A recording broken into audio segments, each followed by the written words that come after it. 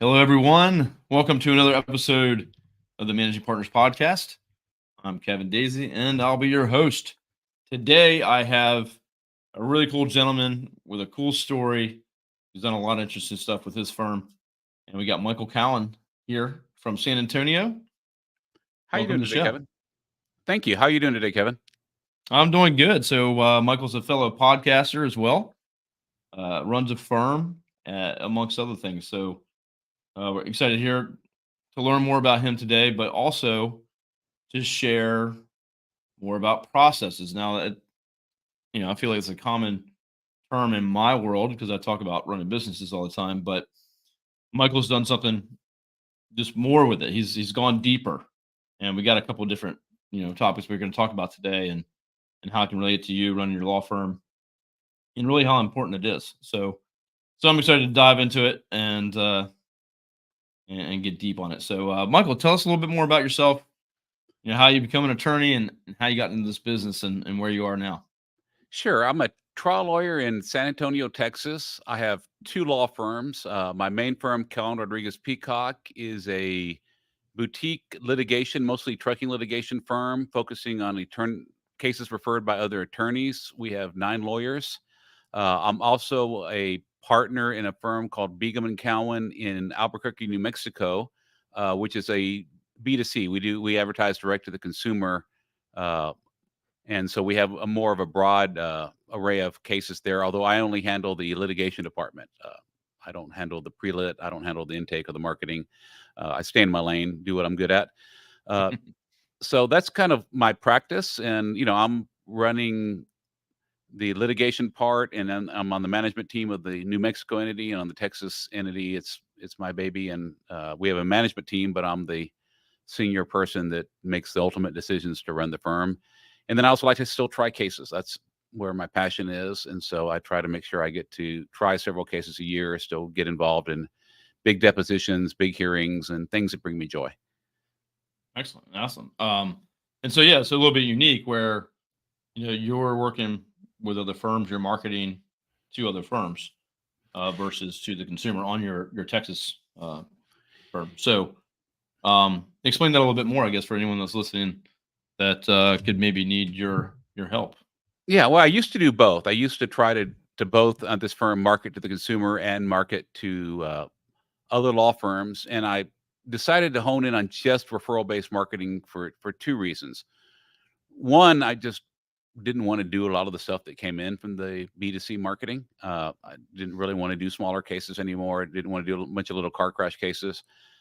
But the second is, even on the trucking cases, I did the math and I looked at what is my average and median fee from the cases we're generating ourselves, and what is my average and median fee after paying a referral fee on the cases I'm getting on referral. And what I found out was, with referrals, you end up getting much better cases because someone else has taken all the cases where the client got better after 3 weeks, or the case didn't make. You're able to be pickier, so that even after paying a substantial referral fee, we were still making more than 3 times as much on average per case for the Wow. same type of case. So I said, well, I'm doing all this work, having to take on all this stuff I don't want to get 1/3 the fee. Why don't I focus on attorney referrals? So I took the money I was spending marketing to the public, and I actually started a marketing program to market to other attorneys.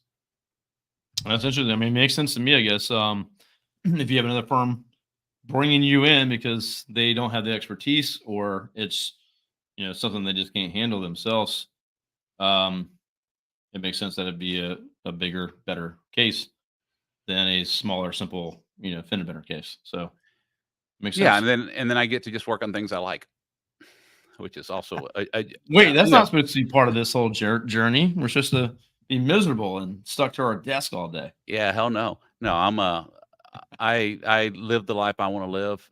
It's taken me a while to get there. There's some dues you have to pay to get there, but I am very purposeful with my life. And when we get into systems and processes, it's one of the reasons I have systems and processes, because I've learned to live the life I want to have and do the parts of law that I want to do. I have to make sure that other people are doing things that need to be done at a very high level without my involvement. I love it, and that is a good lead in to jumping right into that. So, but yeah, I mean, it's a good point. I mean, if we don't put these things in place and making those improvements, and yeah, you spend the time, there's some pain, you learn a lot of things, but at some point you have to start putting these things in place, or you won't have the life you want. You'll be ran by the firm, or you hang it up and go work for someone else. And some people do that. So just how important this stuff is, and again, the mundane, the stuff we don't want to do, the things we don't like to do, maybe in some cases, we talked about before we started recording, actually. So yeah, let's just jump right into it. And I wanted to put up your website as well first. Okay. MichaelRCowen.com, and that's, if you're listening on audio, that's Michael R. That's COWEN.com. You go Yeah, there, that you can check him out, learn more about his podcast, his firms, and he's got a kind of everything about him right there. So yeah, I have law firm websites, podcast website, but that's kind of my home base for my personal brand. yeah, I love it. Now you can get to your get into your podcast and all that from there. So go check that out, and you can connect with Michael there, and we'll share more of his contact information here towards the end as well. So let's talk about process. We're big on process here. We're constantly working on process here. We even have people in charge of processes for everyone, every department, going through, making sure we're constantly adding process, updating process, optimizing across our companies. And it's been a game changer for us. And it's always a work in progress, but absolutely critical.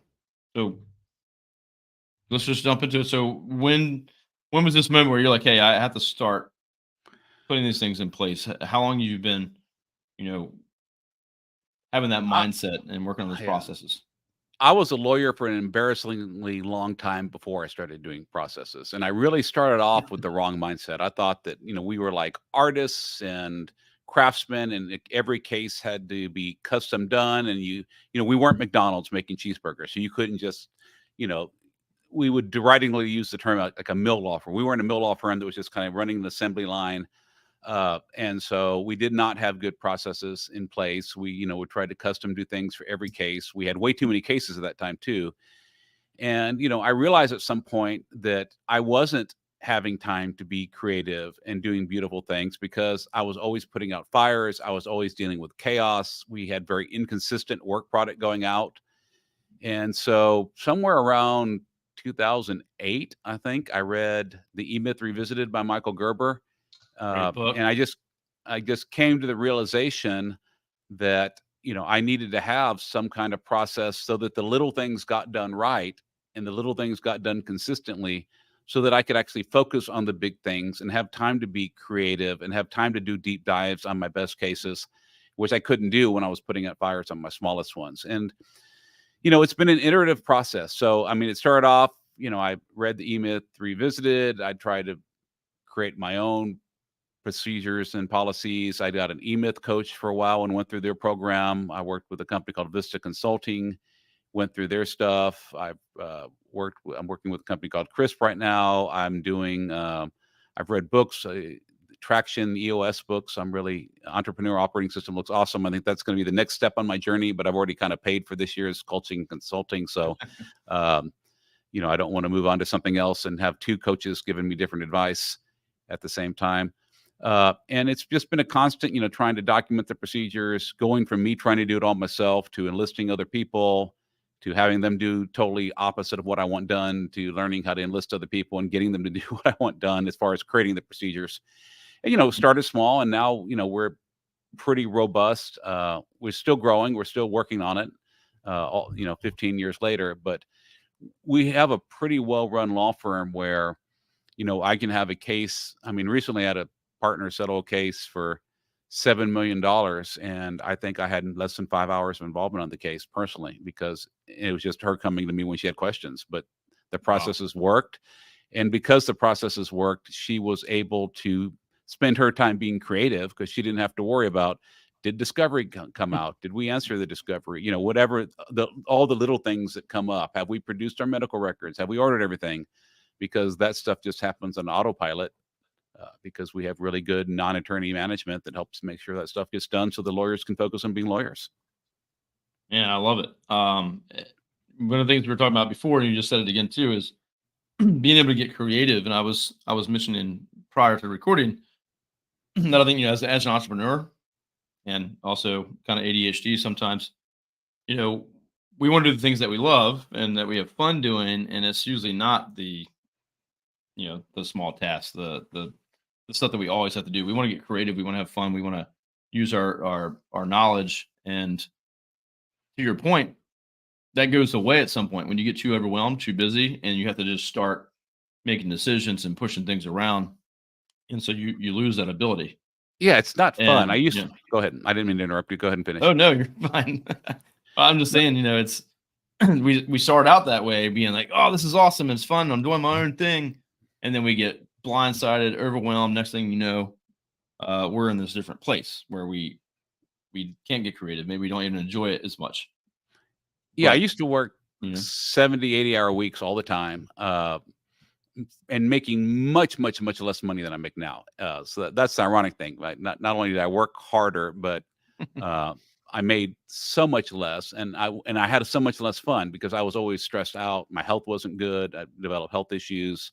My mental health wasn't great either because being under constant stress, not getting enough sleep, always having a deadline every day that you're worried about missing because you've got to jump in there and do something else because you didn't have good systems, and so you're scrambling all the time. And then financially scrambling all the time too, because you don't bring in as much money, which doesn't give you the sustainable income. And in personal injury, you still have to fund your cases. Then every time you have to delay a trial setting, that delays settlement even longer. So it just created all kinds of issues in my life when I didn't have that. And now, like I said, I spend most of my time either strategizing with another lawyer, which I love, or going into a real deep dive on a really big case where I can just work like, what can I do creatively to make this case worth more money? What can I do creatively to tell my client's story, to show what the defendant did wrong? What's going to be the most persuasive way to tell this story at trial, whether it's creating new visuals, working with someone to create 3D models. Like I like physical things, so we do 3D printing, we do model making. awesome. What is it we can do on this case that's fun? And if I was having to worry about the little things, I wouldn't have time to do those big things. And then I can also really prep for trial and really rehearse and practice and bring in other people and make sure they understand what my opening was and that it goes right. Then watch myself on film and see where I can improve. All those things I could not have done, 15 years ago when I started this journey because I was so chaotic. I didn't have time to do them. Yeah, and I've been there myself. I'm not a lawyer, but yeah, it's. I mean, you put it in so much perspective, and I think, there's probably a lot of lawyers listening right now going, "Oh, yeah, that's me." But there might be a lot of young lawyers going, "I just started," and really just don't wait 15 years. Don't Yeah. get started on if it's just you sitting in a room by yourself, start documenting things, writing things down. How do I Yeah. do this? How can someone else do this if I'm not here tomorrow? If I'm sick tomorrow. Yeah. I used to say, what happens, I tell employees, what happens, you got hit by a bus tomorrow. And that's not very positive. And also they're thinking like, it really means what happens if I fire you tomorrow. So I've actually changed it. Like, what happens if you win the Powerball tomorrow? Like, There if you you go. win the Powerball tomorrow, it's $1 billion Powerball. Are you really going to come back to work and do this stuff? Since I want you to have that ability, let's make sure that if you win the Powerball tomorrow, someone else can do your job. Yeah, and I hope you win the Powerball. Let's go. I do. Yeah, absolutely. Yeah. Maybe you can give me a line of credit or something. Yeah, but I mean, it's the thing is, Okay. it's again, I feel like if you're maybe a few attorneys, you're thinking, at some point, if that's even their mindset, right? They'll get I to it. think if you have one paralegal, you should have processes so that paralegal knows what to do. I think you should have processes for yourself, Mhm. especially with case management software. You can build them into the case management software and remind yourself to do the little things so they don't sneak up on you. Well, it makes not just your life easier, but everyone in the company life easier. You onboard them, you're like, here's what you got to do. Boom. They like, oh, this is a nice experience. They Absolutely. actually have instructions, and here they have a plan, and I know exactly what I need to do. Yep. That is going to build retention, and they tell their friends if they're looking to hire more. Oh, it's great here. The other place I was at was chaotic. It Right. was it was crazy. And then over here, they have their stuff together, and then that translates to the customer, the client. That translates to the relationships you have with all the other attorneys. They can see and feel all of that, and then the communication. The biggest complaint with law firms is, communication, Yep. lack of communication, follow up. When you're chaotic, that's going to fall to the wayside.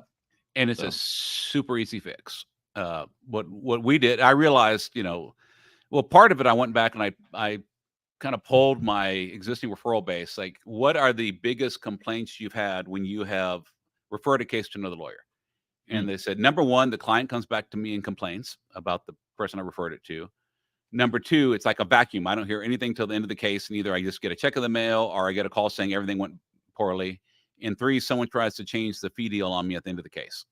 They say, oh, well, the case was much harder. I can't pay you as much as I promised to pay you, So, you want to make sure you overcome those things. So I thought, well, how do we make our clients happier? How do we get it where clients aren't calling in complaining, saying, I don't know what's going on?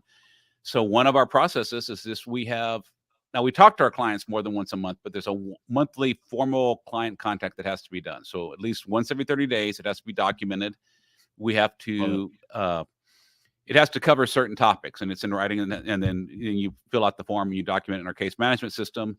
And so it's, you ask the client how they're doing. You check into their physical condition, symptoms, because we're personal injury, whether or not, when they last saw a doctor, do they need to see a doctor again? We also do monthly file reviews. So you go to give any information that needs to be communicated to the client about what's going on in their case, anything the lawyer, paralegal need to get from the client, then ask them if they have any questions or they need to get a meeting set with their lawyer.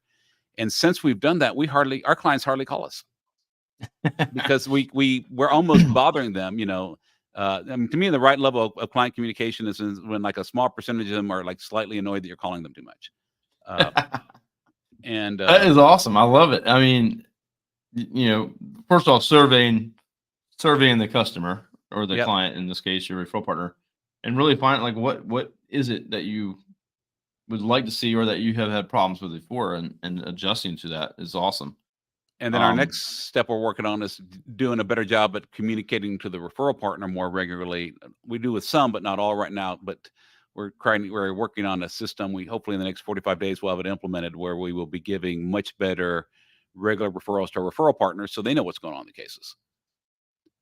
And that's also a marketing time. Not only does it make them feel better, but then they know that you're working on the case, that they have another one. You remind them that you exist and that you actually work on cases and you actually treat them with respect and dignity.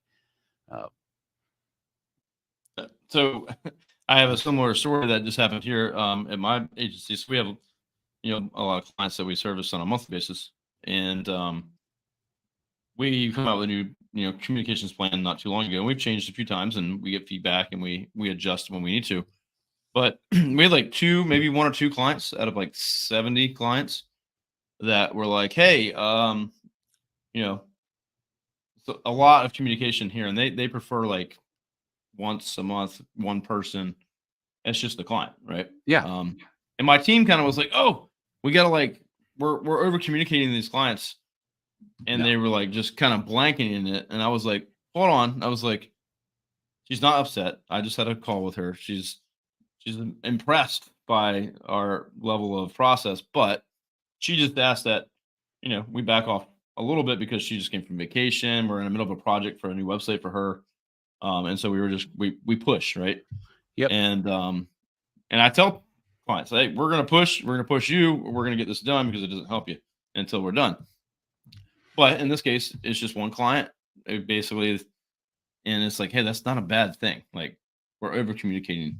The rest of them are beside themselves. So let's not use this one client as, paint the brush with the rest of them. So, I said the same thing, like, it's, you want them to be a little bit annoyed, or a couple of them at least, and that know you're on the right track. So yeah, and then once you get your basic process, then you can work on improving it and modifying it. We have different options. So like one of my referral firms, and they do enough volume with us to justify me doing this, is I have a personal meeting with that firm owner and their chief paralegal once a month to go over what we're doing on all their cases.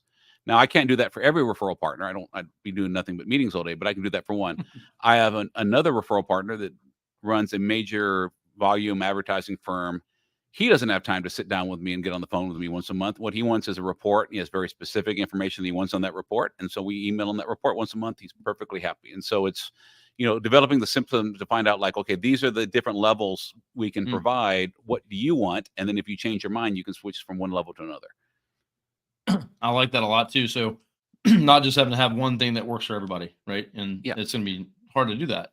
We have a client matrix. It's a full dashboard where we have every client in there, what they get, what they do, who their point of contact is, who the backup is. But we also have other things like how often do they want to be communicated to? Are they in the quarterly plan or the monthly plan? Right. Some we have that are weekly, bigger clients that just need more love. But you can glance at the dashboard real quick and be like, oh, okay, this client gets this treatment or wants this. Or if they're unhappy, we have little, orange, green, red, yellow, red, basically like Navy, right? So it's like, hey, this is a little rocky over here. And so we can quickly see everything that's going on, and we have different policies and processes to handle that stuff. So that's awesome. I love that. Yeah, that's so important. Yeah. And then another thing you said, which is really cool, is you're like, hey, our communication for our clients, boom, all dialed in. But now we're working on it for the referral partners. So, if you're listening or if you read E-Myth or Traction, all these are amazing books. I recommend all of those. You don't have to do all this stuff at once, right? You got to get started, right? And then you can start to optimize and improve. And then you can start to go down other rabbit holes. But, start with the big things, the basic things, really. I think start by solving your biggest problem. So what are the biggest issues that keep coming up in your practice? I mean, for one of ours was clients calling in pissed off because they didn't know what was going on, or even calling in wanting to know what's going on. And we have to drop what we're doing to take the call.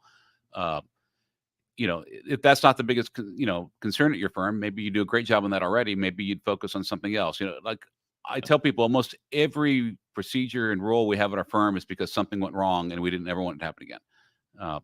And so, we have all kinds of, we do our monthly file reviews that have to be documented where, again, the lawyer has to go over certain things and it's basically make sure the case is going forward the way we want it and that our rules are being followed.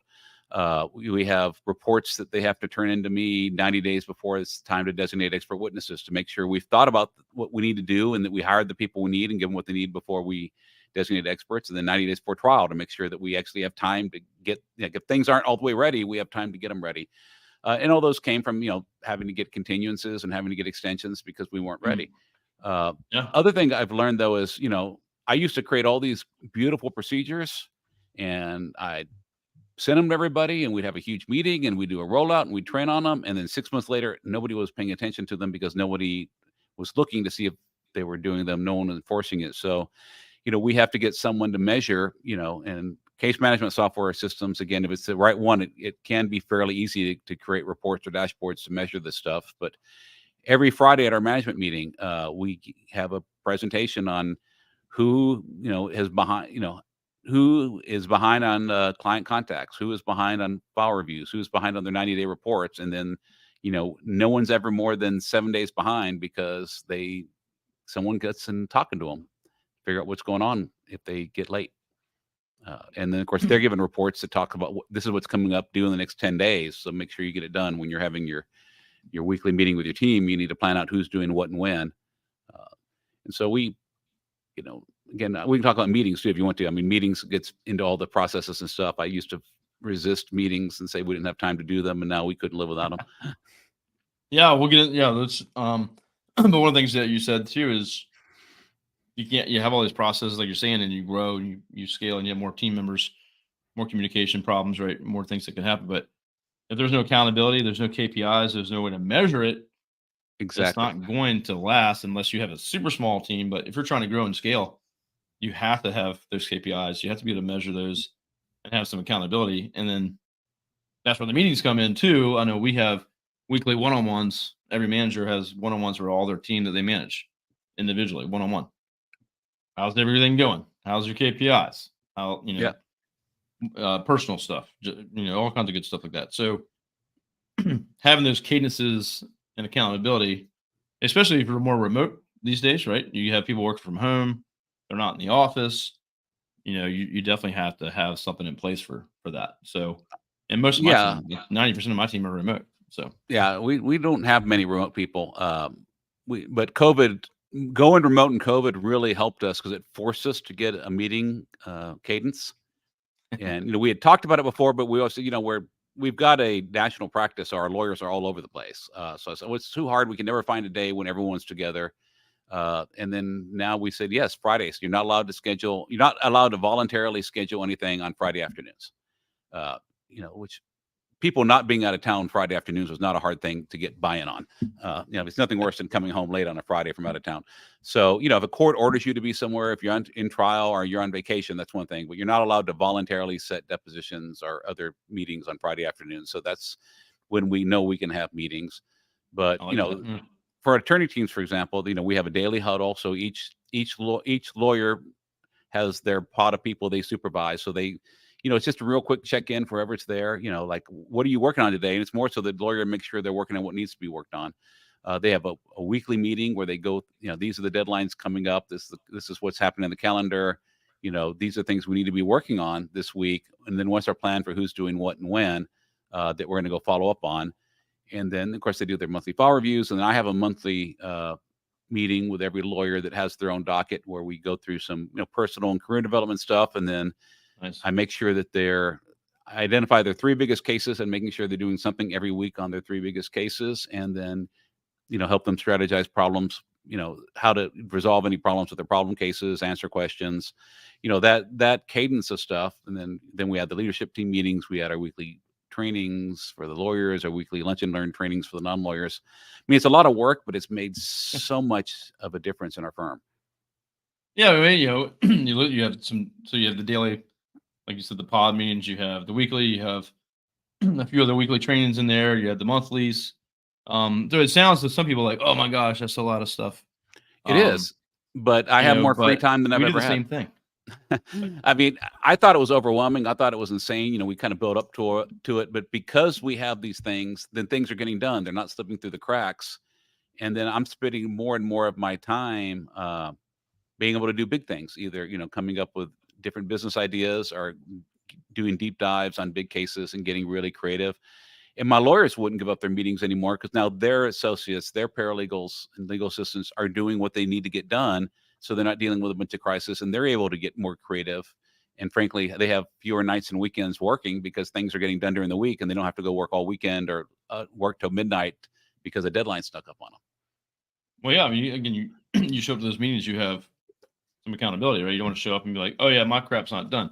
So, but Yeah. then over time, it becomes those things are easy and habit like type stuff. I'm gonna get all this stuff done because it's just something I'm used to doing, and it gives you that time to do creative things, think outside the box. How else can I help the company? So if I'm an employee at a company, what can I do to move up or lead somebody, or what's some new initiative that can I throw on the table that we could be working on so Exactly. that you stand out? So versus I haven't met anyone in a week. I haven't met with anybody. No one's come looked over my shoulder or asked how I'm doing. Like you definitely don't want to have a company of people like that. So, Yeah. and folks want support. They want help. They want guidance. They want to be able to ask questions, and it gives them a platform for that to have these meetings. We have daily huddles.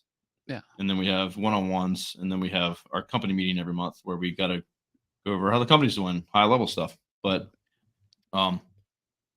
it's super important, and it keeps everything nice and tight.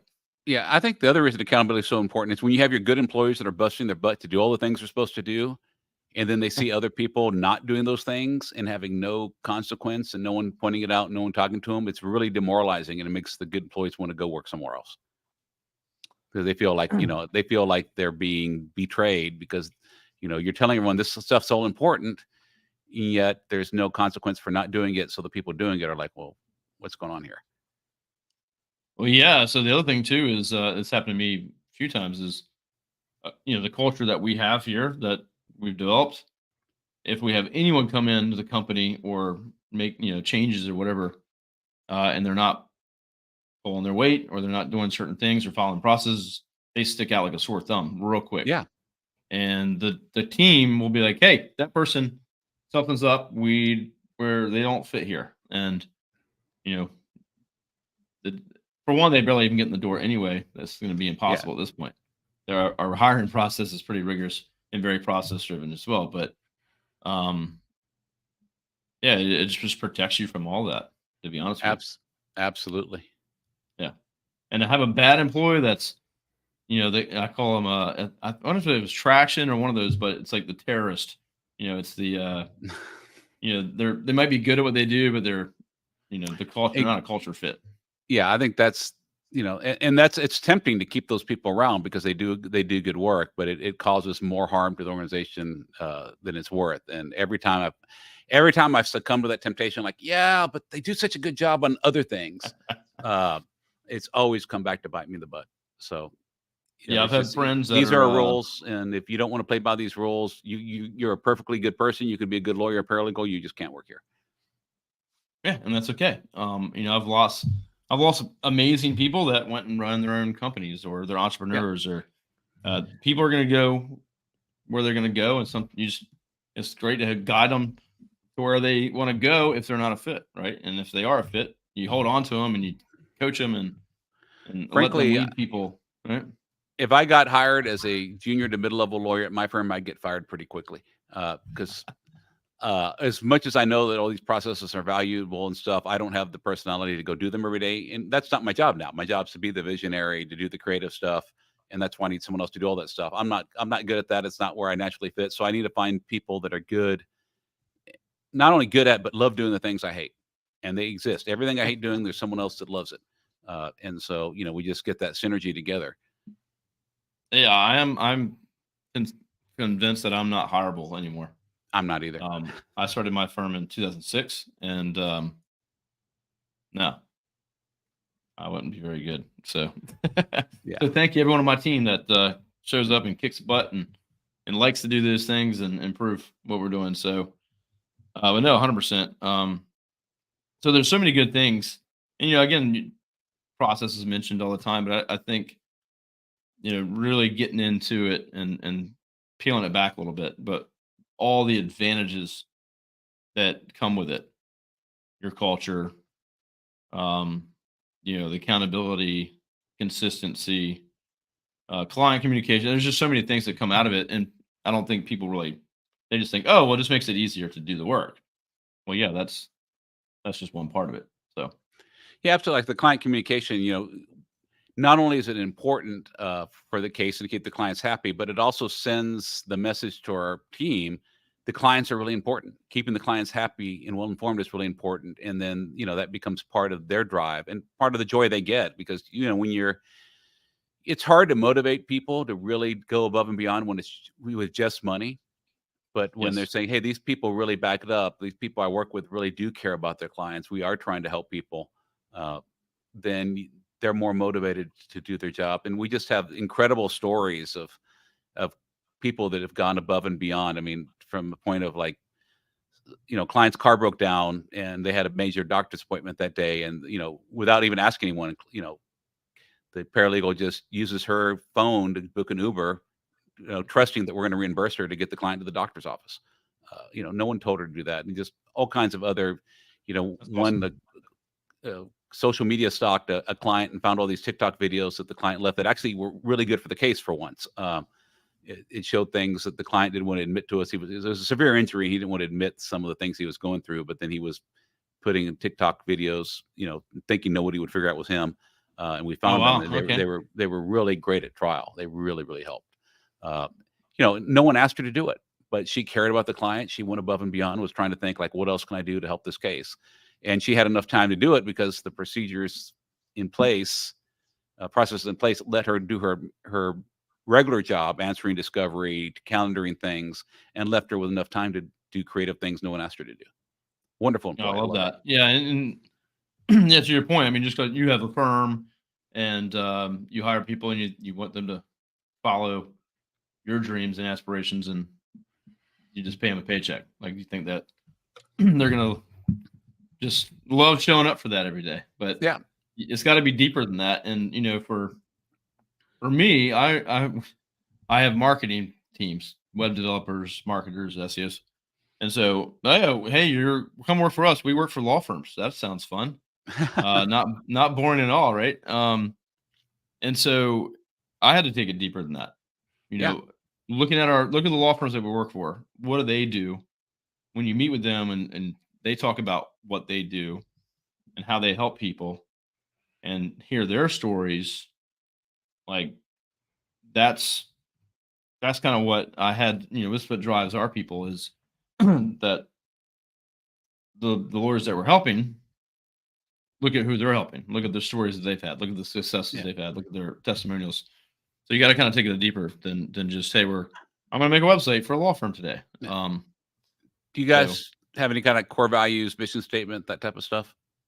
absolutely, yeah, we Yeah. have mission statement, vision statement, core values. One of the things I'll throw out there that's been very successful for us is, well, and you know this, everyone, all the books are like mission, vision, core values. But how many attorneys or any companies write that stuff once, maybe in a workshop, and then they file it away, and it's not visible, it's not used.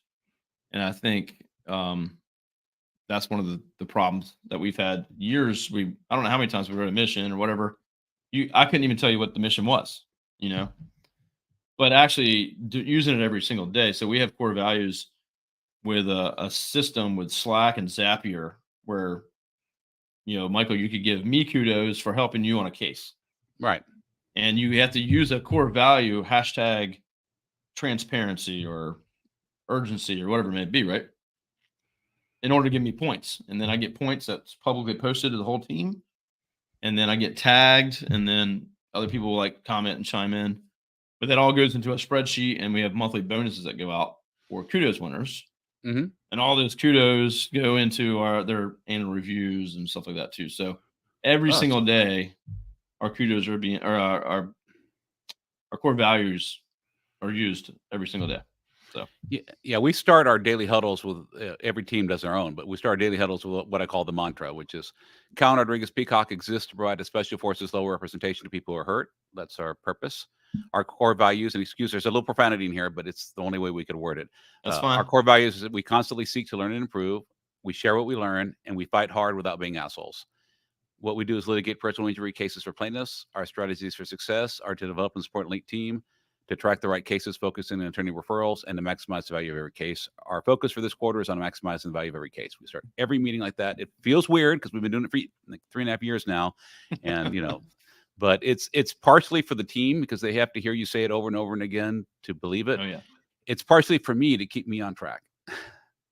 Well, you get that reminder every day, right? So yeah, because like we have you got goals, write them down in the morning, write them down at night.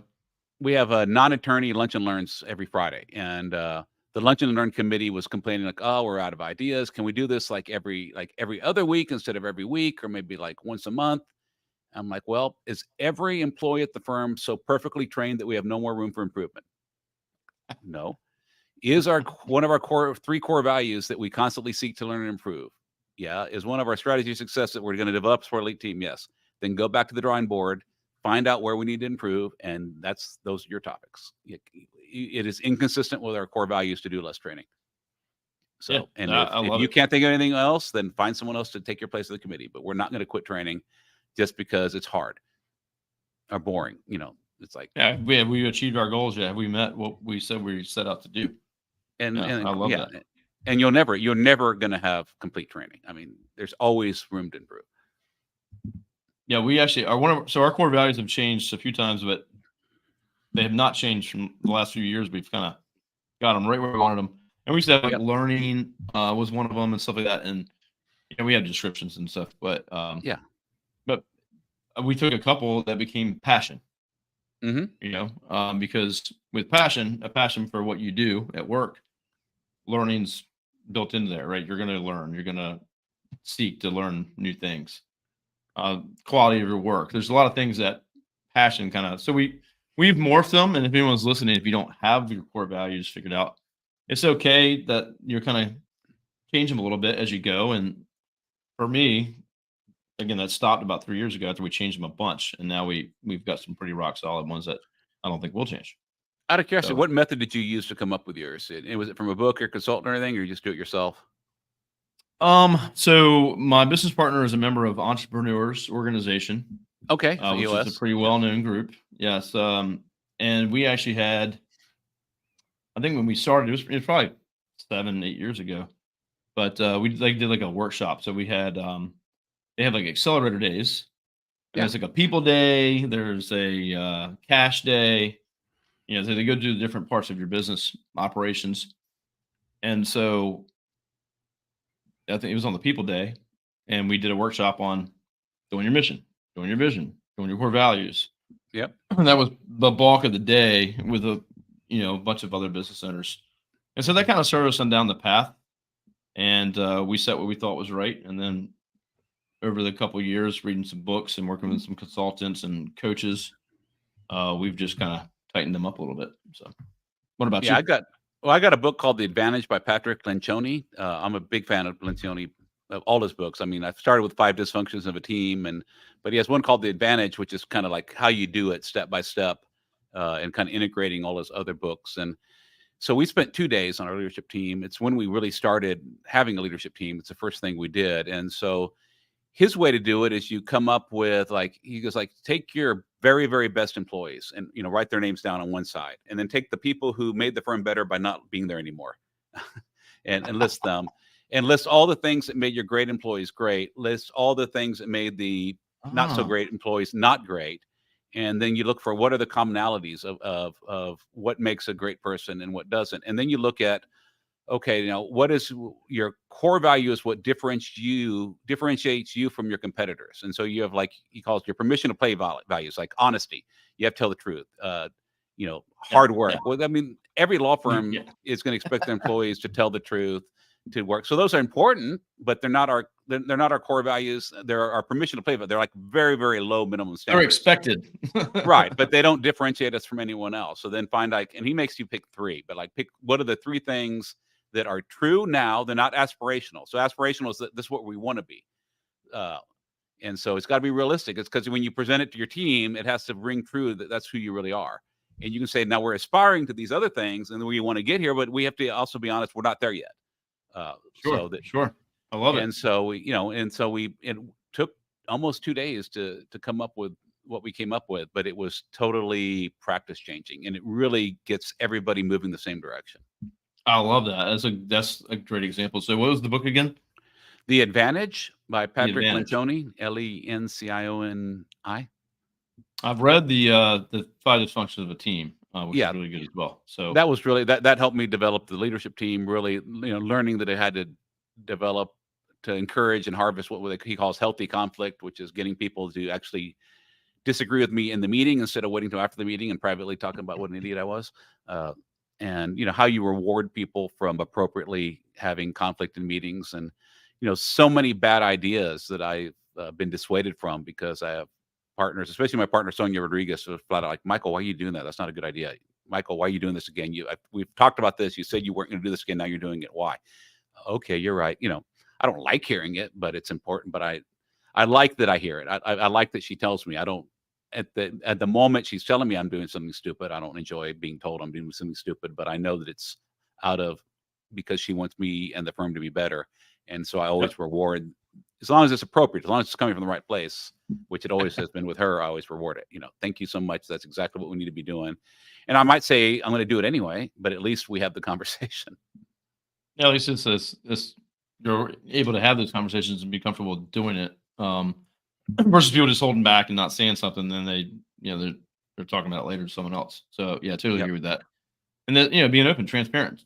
Transparency is one of ours. It's Yeah. transparent with the client, transparent with the team, all around, right? So no, that's a good exercise. I like that, and going through it that way. And I think everything we've been talking about today, really the importance of process and how deep you can go with it, but how much effect it has on many things. Yep. Your marketing, like you are your marketing, your people are your marketing. Face to face with the clients, like all these things that the processes improve, that gets seen throughout your whole firm. But if you bring in the wrong people because you don't have core values and mission and vision, you can't just shove the wrong people into those processes and expect it's just gonna work Absolutely. out. Absolutely. So They have to have the right people on the bus. Yep. Right person, right seat. Some of that I forgot what the Right, that's traction right there, right? that's traction. Yep. Yep. I'm a book nerd. I read. One of my Yeah, so commitments. I have a signed copy of Traction. I actually met Oh, do you know? met him in person at a conference, I think in Texas Oh, wow. or Kentucky. I'm not sure where I was, but yeah, we've had Traction. I've read it many times. But yeah, I got a signed copy here in the office somewhere. So cool. But great book. Go get Traction. Go get E-Myth. And what was the other one you said? The Advantage. Yeah, or anything by Lencioni. I've read all of them. And it just seems like there's different levels. Like E-Myth is like a good basic way to get started. I think that the Lencioni stuff is really good for the team building and kind of going to the next step. I think that EOS Traction takes it to a whole nother level too. And that's actually I'm contemplating doing EOS in 2025. Like I said, 2024, we've already kind of paid the people that are working with us, and I'm really happy with them. But I think I'm working with my other firm, one of the management team members. It's with our partner in the other firm. Like we have two law firms that did a joint venture, and so from the COO of the other law firm has been through Traction and EOS and everything. Okay. And just the way she runs the meeting, we do level 10 meetings for our management team meetings at that firm, and it's such a better way to run a meeting, and we're getting so much more done that I'm really wanting to implement that in my other firm. Well, yeah. So quickly for EOS, so that's the entrepreneur's operating system. For anyone that doesn't know what that is, and the book Traction, I guess, is based on that, or kind of the starting point for you on that. But yeah, for anyone listening, I mean, those are all great books to check out if you haven't done much with your process and core values and all that stuff. I think Traction is probably one of the best starting points. I know for us, we go through Traction every once in a while and go, "Oh, we didn't do this," or Yep. we didn't just do it all. You can't really do it all at one time, but we'll go through and go, "Oh, here's another nugget. Here's another little optimization." But it also has like meeting schedules and cadences, team Yeah. meetings, daily huddles is a big piece of it. So a lot of what Michael's done and what we've done here is pretty much the same thing. We're totally different kinds of businesses: marketing, law firms. It's all the same. If you work with human beings, then you have to run a business. You have to have values. You have to have processes. And I was actually talking to a friend of mine, another lawyer. I'm like, even if they did like major tort reform and we couldn't make money practicing law anymore, the skill set we have, we would be able to do something else and be successful, because it's the same thing. It's running a business. It's getting people to do what you need them to do to provide a great service, at a better level than your competitor. It's the secret sauce. Yep. It takes most of us too long to figure it out. So yeah, the secret sauce are out there. They're always out there. Yeah, there's no secret. That's the secret. It's really That's basic. it. You just There's have no to do secret. it. There's a lot of little things you have to do right. Mm-hmm. And that's the secret. So I always tell the example of you have kids. Yep.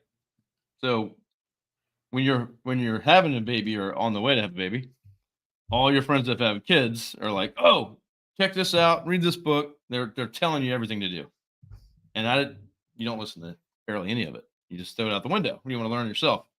And then when you have kids and you have a friend having kids for the first time, you're doing the same thing to them. "Hey, you got to do this," and they probably don't do any of it. And they figure it out themselves. The kid made it; they're fine. But with our businesses, we go start our own firms and businesses. And you can surprisingly find a lot of people to tell you what to do, what not to do, and mentors. It's just a matter of where you listen and think it's right for you, and that it's, I think most people think, it's just too early for me to worry about that. I'm just going to focus on the work. Yeah. So I think that's the biggest thing I've seen over my time. Look, I don't spend a lot of energy looking back because I don't like to spend energy on things I can't change. But I will say that had I started learning how to run a business 15 years earlier, I would have saved myself years of heartache. Not only would I have made more money, but I would have gotten rid of I would have avoided a lot of stress, a lot of problems, a lot of things I had to deal with. Again, it's from just learning that, just accepting that, one, I deserve prosperity, and two, that I can have a business and still be a good lawyer, that it's not betraying my ethos as a professional to run a good business. In fact, it gives me the freedom to be a professional. That's a good point. I think a lot of lawyers just want to be a good lawyer, and everything else will work out. So yeah, it doesn't work like that. Yeah. Even when you get to the point like I finally got, where you can hire a real COO that knows how to run a business, you still have to onboard that person, and you still have to make sure that you share their vision with them, and they get it, and you have to have regular check-ins and stuff. You can't just do what they call delegation by abdication, where you just tell someone, you take care of this, because they won't do it the way you want it, and they might not care about it as much as you do. Yeah. Yeah. The owner is going to care about more than everybody, and they're going to be to sell better than everybody. It's just typically the way it happens. But yeah, we have a president here now, I have my business partner and me, and he's running the whole operations. But yeah, great. Lots of check-ins, lots of conversations, tons of work still to do. You can't just take your eyes off of it. So, well, Michael, I appreciate you sharing so much here today. And, kind of getting really into like some of the more nuanced things of, process and how that can benefit you in so many more ways than just, the mill, right? The machine. Yeah. And if any of your listeners want copies of any of our processes or procedures, again, one of our core values is that we share what we learn. And so just send me an email, michael@cowenlaw.com. That's COWENLAW.com. I'll be happy to share them. So, anything from, what our meeting structures are, our cadences, anything I already have in writing, we email out, we share freely. Like I said, there is no real secret sauce. It doesn't hurt me at all. It doesn't hurt me for you to prosper greatly. And just makes me happy that you're doing well too. So whatever we have, we do share. It's one of our core values, and we really mean it. Oh, well, I appreciate that. And take him up on that. So reach out to him. Also, his personal site here is michaelrcowen.com. You check him out there. Is another way we can connect with you is LinkedIn. Where do you hang out if someone LinkedIn, Facebook, my podcast, Trial Lawyer Nation. A lot of people listen to that. My law firm website, cowenlaw.com. But basically, if you send me a LinkedIn message, it may be a month or more before I see it, because I don't get on LinkedIn very often. And every time I see it, there's so many people trying to sell me crap I don't want. I don't read those messages very often.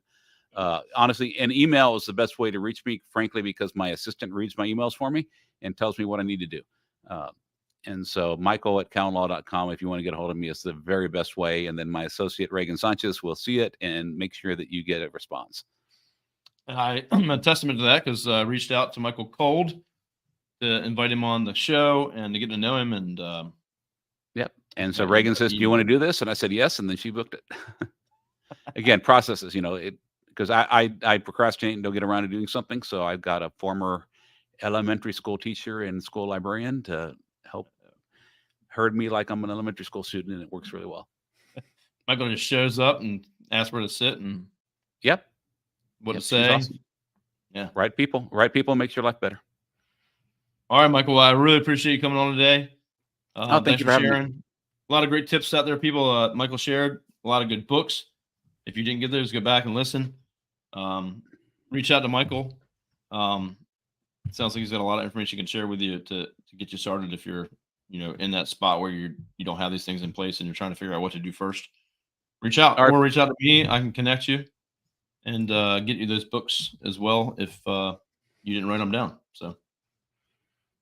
And as one last shameless plug, if you ever have any questions about a trucking case or trucking law, I do have a book out by Trial Guides, Big Rig Justice, which is basically step-by-step how to do trucking cases. And, it's what we do. And we're always happy to collaborate and trade ideas on that too. Or even, if it's the right case, partner up and make you some money.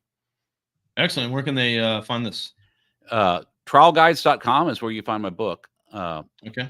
And they're the publisher. And so I think I get like $10 a book or something tiny. I may get up to 10 cents an hour for the 5 years I spent writing it, but it was a labor of love. And again, it's sharing what we learn, and it also does help, build my brand as a trucking lawyer to get a book published. Sure. Absolutely. That's awesome. Okay. Excellent. So yeah, everyone check that book out, add that to the list. Yeah. And again, message me if you're on LinkedIn or wherever you get my newsletter, you can always email that back, and I will get you any of these books, send you a list of those, and I'll publish those as well on a post later today. So, Michael, thank you so much for sharing. You can stay backstage with me. We'll chat for a second. Everyone Thanks. else, good luck out there. Work on your firms. Take this process as serious, and good luck. Hope you prosper and have some good growth. So we'll talk at you soon.